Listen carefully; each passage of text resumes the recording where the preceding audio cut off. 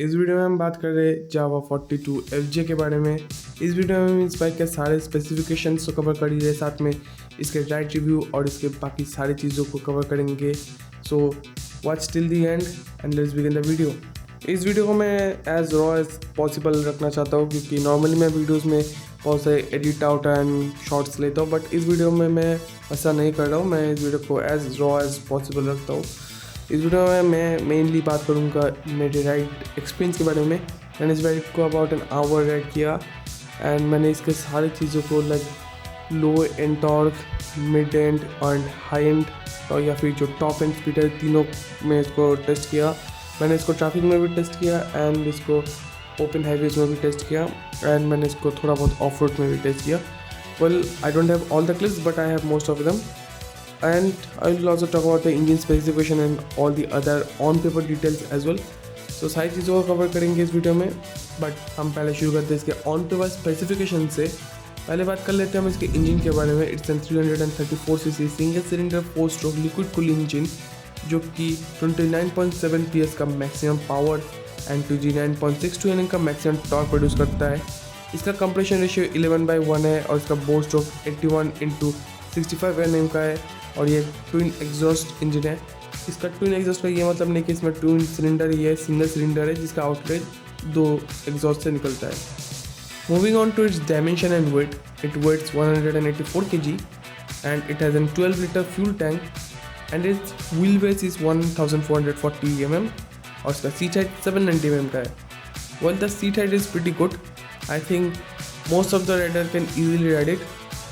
बात करते हैं इसके सस्पेंशंस के बारे में। इसके फ्रंट में टेलीस्कोपिक फोक आता है जो कि 41 mm का है और उसके पीछे डुअल साइडेड शॉक्स आते हैं जो कि पुराने बाइक्स में आते थे। इसमें मोनो शॉक नहीं आता है, इसमें डुअल साइडेड शॉक्स आते हैं and we don't have much information about it. Even on their website it's not mention exactly कि इसका ट्रैवल या फिर बाकी डिटेल्स क्या है, तो मैं खुद से कुछ नहीं कहूँगा।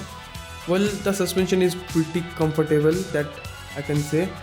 इसके जो रियर सस्पेंशन है वो बहुत ही अच्छे से ऑफ रोड को ऑब्जॉर्व कर रहे थे, या फिर जो नॉर्मल छोटे मोटे बम्प्स थे उसको तो बिल्कुल पास ही नहीं होने दे रहे थे, बट जो थोड़े बड़े बम्प्स या फिर जो बड़े स्पीड ब्रेकर्स थे उसका थोड़ा बम्प या फिर जो उसका शॉक वो थोड़ा बहुत आता, बट बहुत ही हल्के तरीके से आता। So I consider that suspension very comfortable. Talking about its braking, इसके फ्रंट में रियर में दोनों में डिस्क ब्रेक आते हैं with ABS standard and the brakes work really well. मैंने इसके ब्रेकिंग को टेस्ट किया in a small off road patch. मैंने इस बाइक को अबाउट 40 किलोमीटर पर आवर की स्पीड में इसके रियर ब्रेक को हार्ड ब्रेकिंग किया and the ABS kicked in. इसके रियर टायर लॉक नहीं हुए। ABS में जो कि हल्का फुल्का लॉक होता है वो तो होना ही है। It got lock and then got release just like that. इसके फ्रंट ब्रेक्स को मैंने एक जगह पे हार्ड ब्रेकिंग किया and it didn't lock up और anything. The brakes and the tyres both work very well. Talking about the tyres, इसके front में 100/90 18 इंच एंड रियर में 140/70 17 इंच के टायर्स आते हैं। देखो, ये सब हो गया ऑन पेपर स्पेसिफिकेशन एंड जैसा कि मैं अपने हर एक वीडियो में कहता हूँ, we ride the bike not the spec sheet, और इस वीडियो में भी मैं वही करना चाहता हूँ, we ride the bike not the spec sheet. So the most important thing is the ride quality and the ride experience, जो कि मैं अभी शेयर करने वाला हूँ। इसलिए इस वीडियो को मैंने ज़्यादातर रॉ रखने का कोशिश किया। मैंने इस बाइक को अच्छा खासा टाइम चलाया जिससे मैं फिगर आउट कर सकूँ कि इसमें अच्छा क्या है और इसमें बुरा क्या है। So let's begin with the ride quality and all those things. Talking about the ride quality is pretty good. इसका इंजन बहुत ही कंफर्टेबल है एंड वेरी लीनियंट है। The engine doesn't accelerate very aggressively. जब भी मैं इसको even if you accelerate it very hard, it will not accelerate like the KTMs and all those bike.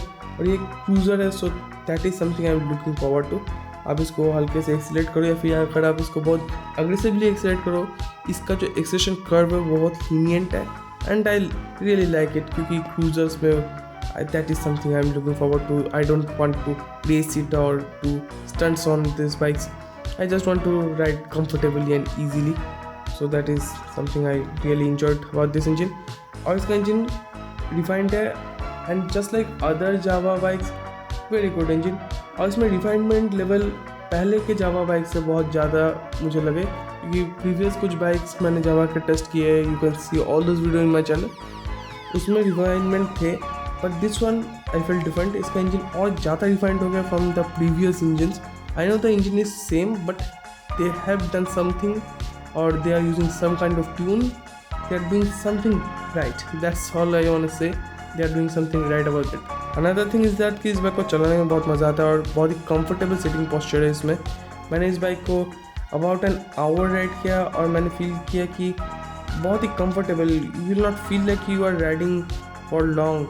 मैं इस बाइक को लेकर अबाउट 200 किलोमीटर्स 300 किलोमीटर्स कंटिन्यू कर सकता हूँ. आई थिंक ये कुछ ज़्यादा हो गया, बट हाँ, मैं इसको about 100-150 kilometres without any pain या फिर कोई भी इशू के चला सकता हूँ. It's that level of comfortable. The seat is very comfortable. बहुत ही अच्छे से कुशन किया गया है इस सीट को. Something I want to mention is that इस सीट के बीच में एक स्ट्रैप जैसा कुछ है. I didn't exactly know what it is, क्योंकि मैं इसके बाइक को चलाने में ज़्यादा इंटरेस्टेड था रैदर देन वॉचिंग कि वो क्या है. तो that is something I don't know exactly कि वो स्ट्रैप है या फिर क्या है, but that is something that I feel कि वो सीट के नीचे या फिर मुझे बैठने में वो फील हो रहा था. But I guess with time वो ज़्यादा फील होगा नहीं. That is something I want to mention. One of the biggest issues with this bike is vibrations. हाँ, इसमें वाइब्रेशंस है, हर बाइक में होता है. सिंगल सिलेंडर्स में वाइब्रेशन होना एक कॉमन बात है. There is only one bike जिसमें मुझे वो वाइब्रेशन फील नहीं हुए. दैट्स द ट्राइम स्पीड 400 या फिर स्क्रैम्बलर 400. दोनों में वाइब्रेशंस नहीं है. That's a different story. बात करते हैं इस बाइक के बारे में. इसमें वाइब्रेशंस है and you will feel it. All the बहुत ही ज़्यादा नहीं है या फिर आपको डिस्टर्ब फील नहीं होगा ड्यू टू वाइब्रेशन. बहुत ही लीनियंट है and during your low RPMs आपको उतने फील भी नहीं होते. वो मिड एंड या फिर टॉप एंड में ज़्यादा फील होते हैं. But the problem is that कि इसके वाइब्रेशंस इसके हैंडल बार या फिर टैंक में नहीं, वो उसके मिरर्स में अफेक्ट करते हैं. As you can see in the video, जब भी इस बाइक को मैं पुश करता हूँ बट बियॉन्ड 5000 RPM या फिर 6000 RPM, इसमें इतने वाइब्स आते हैं. इसके मिरर्स तो इतने बुरी तरीके से अफेक्ट किया जाता है just because of the vibes कि वो कुछ शो नहीं कर पाते. इसके पीछे क्या है, इतना ज़्यादा वाइब्रेट करने लगता है कि पीछे का हर चीज़ ब्लड हो जाता है. So that is something which I am concerned about, क्योंकि ये एक सेफ्टी हज़ार्ड हो सकता है. I use the mirrors very often, even जब भी like everyone should use the mirrors when you are taking turns and all those things. So that is something you should be consider when you are purchasing this bike. बात करते हैं इसके console के बारे में या फिर स्पीडोमीटर के बारे में. यह वो सेम यूनिट है जो कि दूसरे जावा ESD के बाइक में यूज़ किया जाता है.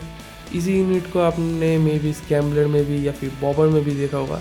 सो ये वही यूनिट है. अभी जावा ESD के जितने मॉडर्न बाइक्स है उनमें सब में यही वाला स्पीडोमीटर यूज़ किया जाता है. And as far as I know इसमें कोई मेजर अपडेट नहीं आया. टू बी ऑनेस्ट इसमें कोई भी अपडेट नहीं आया. It's a same unit at all. And yes, इसमें स्विचेबल ABS नहीं आता है. As far as I know इसमें कोई स्विचेबल ABS का ऑप्शन नहीं है. Also you get some buttons on the left hand side जो कि मोड या फिर इसका ट्रिप 1 ट्रिप 2 उन चीज़ों को टॉगल करने के लिए है. इसमें कोई भी ऐसा फैंसी फीचर आपको नहीं मिल रहा है. So it's a normal speedometer. इस वीडियो में आपने मे बी या फिर मोस्ट प्रोबेबली आपने नोटिस किया होगा कि इसका स्पीडोमीटर काम नहीं कर रहा है. RPM मीटर काम कर रहा है बट स्पीडोमीटर काम नहीं कर रहा है. इट इज़ बिकॉज कि डीलर ने इसके फ्रंट स्पीडोमीटर के जो वायर होते हैं उसको ओपन करके रखा है. Because it's a test bike, so due to some reason उन्होंने ओपन करके रखा है. It's not a technical issue. Dealer, thanks to Jawa ESD Bongaigaon for providing me this bike. जैसा कि मैं अपने हर एक वीडियो में कहता हूँ कि you must take a test ride of the bike you are planning to purchase. And Jawa ESD Bongaigaon got all the models of Jawa ESDs. They have all of them. So हाँ, अगर आप जावा ESD या फिर इस bike को purchase करने का सोच रहे, you must visit Java ESD Bongaigaon once and take a test ride of the bike you want to purchase. They have all the units available, all models, all variants, everything. अगर इनके पास नहीं भी है, in case तो वो आपको provide कर देंगे within a week, I'm pretty sure. And they have some quite great deals available and offers for your bike. So visit and take your test ride, book your bike, and thanks Java ESD Bongaigaon for providing me this bike. Moving on with the video, बात करते हैं इसके quality and finish के बारे में. Well, Java and ESD के bikes में एक प्रॉब्लम स्टार्टिंग से था जो कि इसके क्वालिटी इश्यूज़ को लेके. विद टाइम मैंने जो नोटिस किया, क्योंकि मैंने इनके साथ बहुत सारे वीडियोस में काम किया है एंड आई हैव नोटिस कि विद टाइम इनके क्वालिटी इंप्रूव हो रहे हैं and with this bike they have proven that the quality has improve really well. इसका पेंट क्वालिटी या फिर इसके फिनिशिंग, इसके बटन्स, इसके nuts, they are well done, really well done. इसके पेंट जॉब को भी अगर आप नोटिस करो या फिर इसके नट्स को नोटिस करो, जो स्मॉल मेजरली आप paints and all this kind of thing में प्रॉब्लम्स नहीं थे, प्रॉब्लम्स जस्ट माइनर थिंग्स में लाइक फिनिशिंग या फिर एजेस या फिर वेल्डिंग, इन चीज़ों में प्रॉब्लम्स थे। And with this bike I notice none, not at all. ज़्यादातर चीज़ें बहुत ही अच्छे क्वालिटी मेंटेन कर रहे थे, switches, nuts, all those things are really good and I am pretty sure with time they will improve even better. I am not saying this that कि इस बाइक की क्वालिटी बुरे है, इस बाइक की क्वालिटी परफेक्ट है, almost perfect. Yes, you may notice some minor issues, very minor issues, जो कि आप अगर अनटिल और अनलेस, जैसे कि मैं इस वीडियो को बना रहा हूँ, so I have to look into each and every detail of the bike so that I can provide you as much as information I can give you. So that is something I have to do, but in general आपको पता भी नहीं चलेगा कि उसमें इतने minor issues है, like very minor, और ऐसा कुछ है नहीं, but I'm just saying कि अगर आपने नोटिस किया भी है they are very minor, so I can say that the quality has improved a lot from the time they have come into the market. इनके स्टार्टिंग के जो बाइक्स थे उनमें थे issues, but with this bike I haven't found any. The quality and fit and finish is very well done. इस video को बनाते बनाते रात हो गया था, तो इसकी वजह से मुझे एक अच्छा अपॉर्चुनिटी मिल गया इसके हेडलाइट को टेस्ट करने का। इस बाइक में जितने भी लाइट है सारे के सारे LED है और इसमें हैज़ार्ड बटन भी आता है, so that is something which can be helpful in rain and foggy conditions. और आजकल ऑलमोस्ट सारे बाइक में हैज़ार्ड स्टैंडर्ड आने लगा है, so that is great.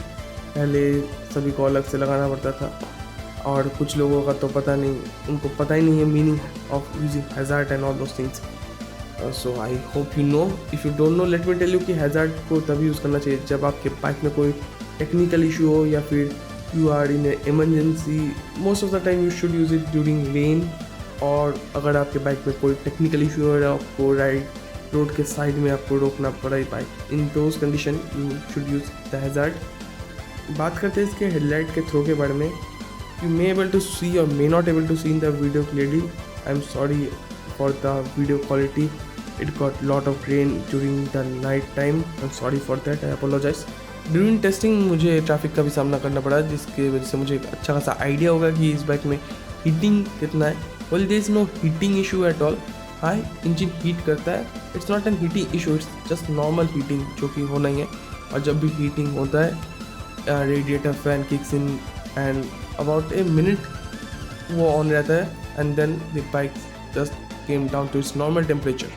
Well, that's all for this video. I think मैंने सारे पॉइंट्स कवर कर लिए, but still अगर आपको कोई भी क्वेरी है या फिर कोई भी क्वेश्चन है regarding this bike, you can just let me know in the comment. I will try my best to answer those. Thanks for watching. See you in the next one.